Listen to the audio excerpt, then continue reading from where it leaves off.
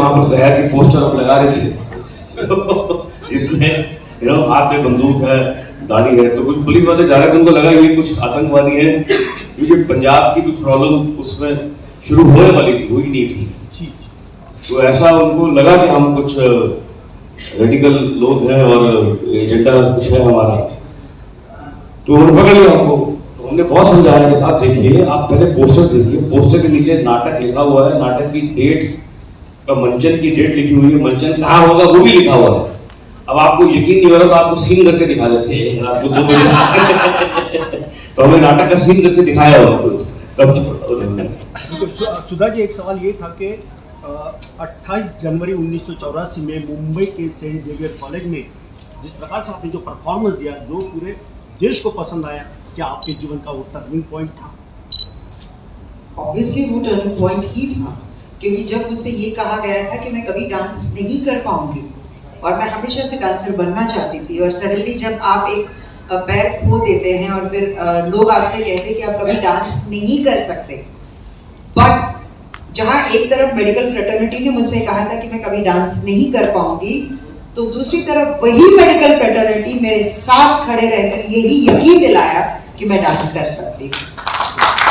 तो I am indebted to the medical fraternity. मैं हमेशा कहती हूँ कि जो एक second innings of life came to me from the medical fraternity, और जब उस आर्टिफिशियल लिम्ब के साथ मैंने परफॉर्म किया तो मेरी जिद थी कि डॉक्टर पीके सेठी जिन्होंने ये जयपुर फुट इन्वेंट किया था, मैंने कहा था कि डॉक्टर आप प्लीज आइए उस फंक्शन में, क्योंकि that is the turning point of my life. And the biggest compliment that came to me was जब मैं डांस कर रही थी, परफॉर्मेंस के बाद डॉक्टर सेठी साहब मेरे पास आए और उन्होंने मुझसे पूछा कि I am little confused, is it the right leg और is it the left leg? Nache Mayuri ही पहला डांस नहीं, मयूरी फिल्म पहले बनी थी तेलुगु में, उसके बाद उसी फिल्म को रीमेक किया गया था नाचे मयूरी। ये सब वाकया होने के बाद आज कई लोग, भारत के कई लोग आपसे प्रेरणा लेते, आपके कॉन्फिडेंस को सलाम करते, लेकिन आपको प्रेरणा कैसे मिली? मैं सिर्फ भारत के लोग नहीं, विश्व के लोग मुझसे प्रेरणा लेते हैं। तो वहां पर मैं करेक्ट करना चाहूंगी आपको, क्योंकि जब मैं आउट ऑफ इंडिया भी जाती हूँ तो लोगों का यही कहना है कि आपकी वजह से हम जिंदगी में बहुत कुछ कर पाए। और मेरे लिए अगर मैं कहूँ, मेरे जो आइडल रहे हैं, ऐसा कोई खास व्यक्ति के बारे में मैं नहीं कहना चाहती हूँ, बट जो मेरे फेलियर्स रहे हैं, they inspired me to move ahead in life. जब जब मैं गिरी हूँ तब तब मैंने ठान ली थी कि अगर मैं 4 कदम नीचे गिरी हूँ तो 8 कदम तो मैं आगे चलूंगी। आपको सिर्फ बालाजी प्रोडक्शन ही अच्छा भाता रास आता है, आपके प्रोडक्शन क्यों नहीं? अरे जहां से पैसा आता है हम वही चले जाते हैं, हम कलाकार लोग हैं। बट यस, बालाजी टेलीफिल्म्स मेरे लिए बहुत अहम इसलिए है क्योंकि जब मेरे पास काम नहीं था तब मुझे कहीं किसी रोज ऑफर किया गया था, और तब तक मैं कर ही रही थी, टेलीविजन तो मैं कर ही रही थी, लेकिन कहते हैं ना हर कैरियर में एक टर्निंग पॉइंट बहुत इंपॉर्टेंट है। वो मेरे लिए इसलिए अच्छा था क्योंकि मैं बहुत पॉपुलर हुई, लेकिन अब इसलिए बुरा भी है क्योंकि नेगेटिव के अलावा मुझे और कोई रोल दिया ही नहीं जाता, जबकि मैं इतनी पॉजिटिव हूँ, लेकिन स्क्रीन पर मैं सिर्फ और सिर्फ नेगेटिव रोल्स करती हूँ। और जब मैं अच्छी बन के स्क्रीन पर आती हूँ तो लोग बोलते हैं अरे सुधा जी मजा नहीं आ रहा, जाओ ना घर जाके तोड़ो तभी मजा आता है।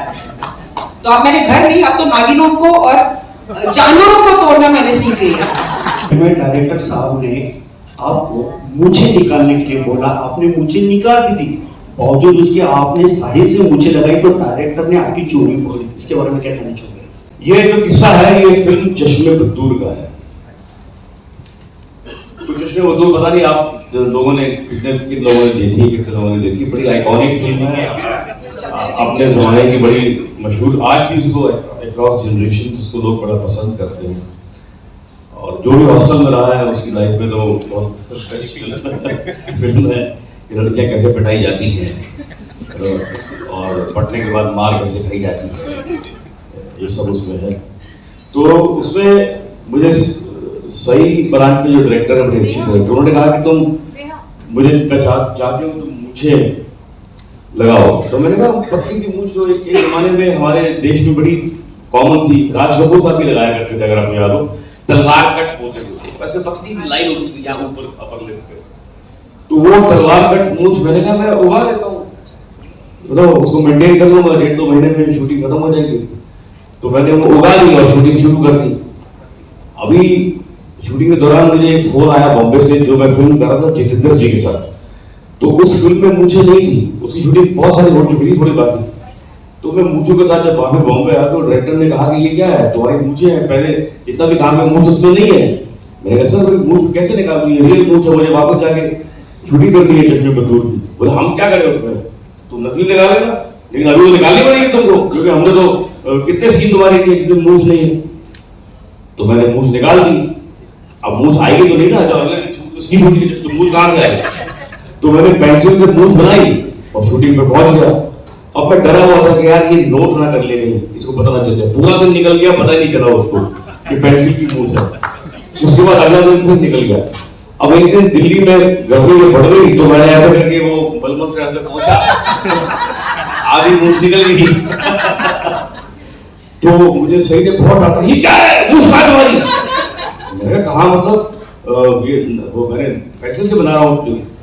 बोले तुम्हें कितनी बार मैंने कहा। मैंने कहा देखो 4 दिन हो गए तुमको पता नहीं चला, तो आज ये निकल गई तुमको मालूम पड़ रहा है। तो डोंट वरी, ऑडियंस में किसी को पता नहीं चलेगा, ये मेरी गारंटी है। और आज तक किसी को पता नहीं चला, तो मैंने बताया नहीं, लोगों को पता नहीं चला क्यों लगती थी। बस मेरा आखिरी का सवाल है दोनों से है कि वर्तिका की माधव जस्ट मिनट, मेरा आखिरी का सवाल है बेदी साहब और सुधा चंद्र जी कि हमारे नागपुर शहर की आन बान शान वर्तिका पाटिल जो है, ये कॉन्फिडेंस जो एकेडमी चला रही है उनके बारे में क्या कहना चाहोगे, क्योंकि बहुत अच्छा उनका काम कर रहा है। पहले आप में गाड़ी में छूट जाए। देखिए मुझे ऐसा लगा आज जब मैंने इनको देखा एयरपोर्ट पे, मुझे वो देख के लगा कि मेरे तो कॉन्फिडेंस देखते ही इनको आ गया। इतनी खूबसूरत लड़की मेरे सामने खड़ी हुई, कॉन्फिडेंस किसको नहीं आएगा, है ना। तो नहीं, मैं मजाक कर रहा हूँ। ये आज की डेट में ये एक बहुत बड़ा इंग्रेडिएंट है कॉन्फिडेंस, जिसको हम बहुत कम लोग इस पे बात करते हैं, इसके बारे में सोचते हैं, इसके बारे में कहते हैं या सिखाते हैं, मैं कहूँगा। तो उनमें से मैं कहूँगा कि मैं बहुत सालों से मोटिवेशन लेक्चर लेता हूँ और उसके अंदर बहुत सारी बातें होती हैं, लेकिन एक सिर्फ कॉन्फिडेंस के अंदर, एक कॉन्फिडेंस के बारे में बात करना, लोगों के अंदर उसको भरना और उसमें इस तरह की एक फंक्शन को ऑर्गेनाइज करना, ये अपने आप में बड़ी अच्छी बात है। क्योंकि देखिए, हाँ बजा लीजिए ताली।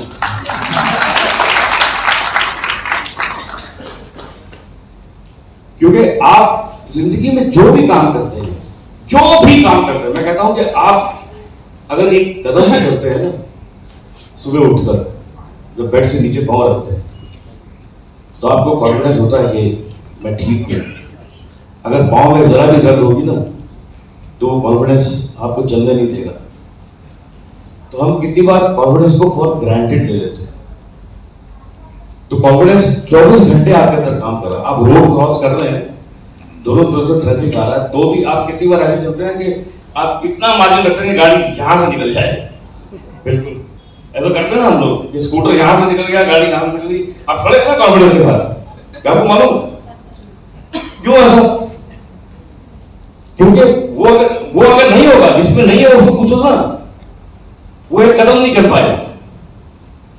जो जिसमें नहीं है कॉन्फिडेंस, वो उधर से ऑटो आना यहां खड़ा हो जाएगा। ऑटो अभी कितनी दूर है, जिसमें है वो कहेगा ऑटो यहां से निकल जा, तू यहां से निकल जा, मैं ऐसे करूंगा ये निकल जाएगा, ऐसे तो ये निकल जाएगा, ये रोड क्रॉस हो गया। सही है।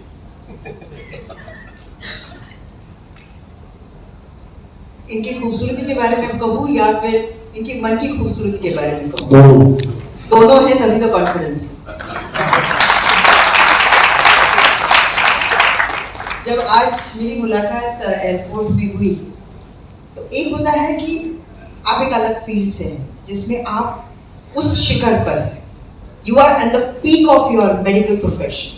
लेकिन जब मेरी मुलाकात उनसे हुई, तो she came across such a humble person, she and her husband. Oh my God, they I think are the best couples I must have ever come. और अगर ऐसा जीवन साथी मिल जाए, तो फिर कॉन्फिडेंस क्यों नहीं होगा? कहते हैं behind every successful man there is a woman. But जितनी भी औरतें यहाँ बैठी हैं, जो घर के दहलीज लांघकर अपना काम करने निकली है, me as a woman will say, behind every successful woman is that man who stands behind her. He could be the father, he could be the brother, he could be your husband, he can be your son. But वो आपको घर से बाहर निकलने का जो confidence देते हैं, 80% of your battle is won. फिर तो 20% है, वो तो हम जीत ही लेंगे. बस वही कॉन्फिडेंस है जो आज मैं आप में देख रही हूँ, और भगवान आपकी इस जोड़ी को सलामत रखे. और इस confidence, like Rakesh ji rightly said, Covid के बाद कॉन्फिडेंस हर किसी का शेकअप हुआ है, हर किसी का. With due respects to the medical fraternity and the great work that you have done for us, but inner confidence कहीं ना कहीं शेकअप हुआ है. तो इस तरह के जो समिट्स होंगे वो कहीं ना कहीं इट इज वेरी इंपॉर्टेंट. एक चिंगारी हर किसी के अंदर है, बस उसे थोड़ा बहुत इग्नाइट करने की जरूरत है.